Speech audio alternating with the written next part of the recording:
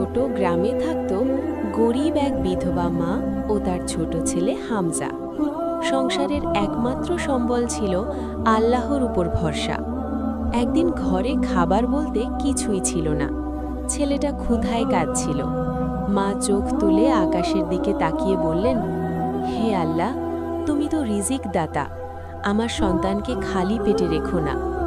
এরপর তিনি ছেলেকে বললেন, বাবা, চলো নামাজ পড়ি, আল্লাহ নিশ্চয়ই আমাদের সাহায্য করবেন। নামাজ শেষে দরজায় হালকা টোকা পড়ল।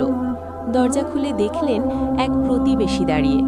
সে বলল, আজ আমার ঘরে বেশি রান্না হয়েছে, ভাবলাম আপনাদের একটু দিয়ে যাই। মায়ের চোখে পানি চলে এলো। তিনি বুঝে গেলেন আল্লাহ কখনো ভরসাকারী বান্দাকে খালি হাতে ফেরান না। সেদিন হামজা মায়ের কাছে শিখল, দুনিয়ার সবচেয়ে বড় শক্তি হল আল্লাহর উপর পূর্ণ ভরসা। শিক্ষা: আল্লাহর উপর যে ভরসা করে তার জন্য আল্লাহ অদৃশ্য পথ থেকে সাহায্য পাঠান।